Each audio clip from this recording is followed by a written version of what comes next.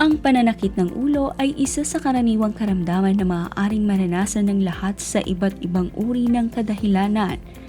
Ilan na dito ay dahil sa labis na pagka-stress, minsan pa'y tumitindi ang pagsakit gawa ng migraine at meron din namang tinatawag na sinus headache. Ang lahat ng yan ay pwedeng makaapekto sa pang-araw-araw nating gawain, kaya karamihan sa atin ay agad na umiinom ng tableta upang mabilis na mawala ang pagsakit ng ulo. Pero alam niyo ba kasambahay na may ibang paraan bukod sa tableta upang maibsan ang pagsakit ng inyong ulo? Kaya naman samahan niyo kaming tuklasin ang mga natural na paraan ng paggamot o kaya'y maiwasan ang pananakit ng ulo.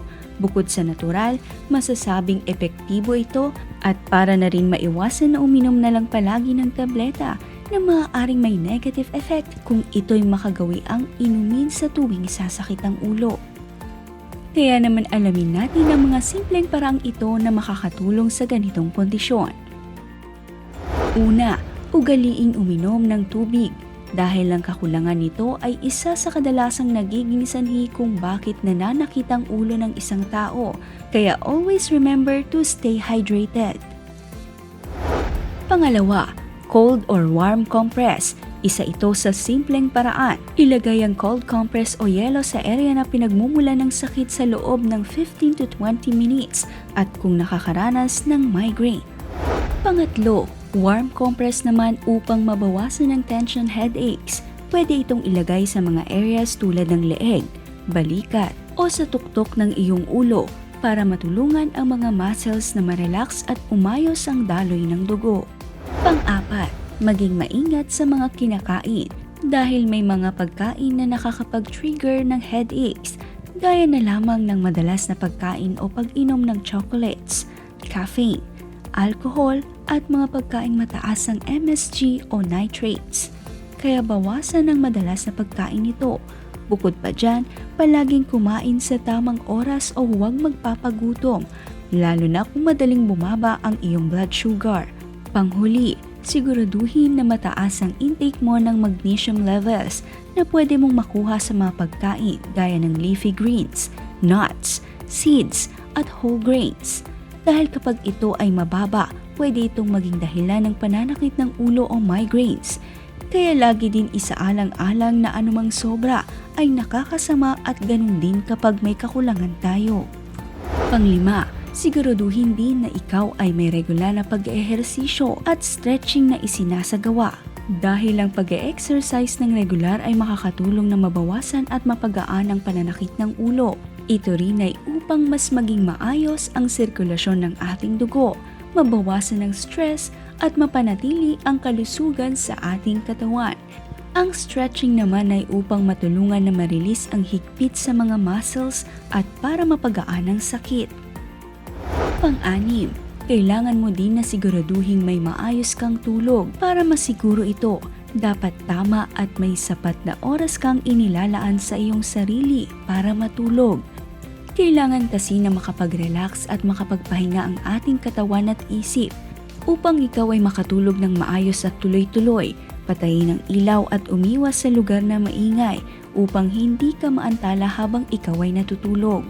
Pang-pito, subukan uminom ng mga herbal tea tulad ng ginger or chamomile tea.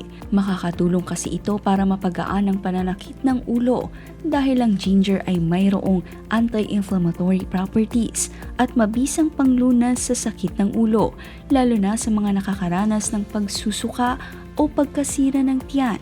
Habang ang chamomile tea naman ay makakatulong upang mapakalma at maibsan ang pagsakit ng ulo, dulot ng pagka-stress at sobrang tensyon na nararanasan.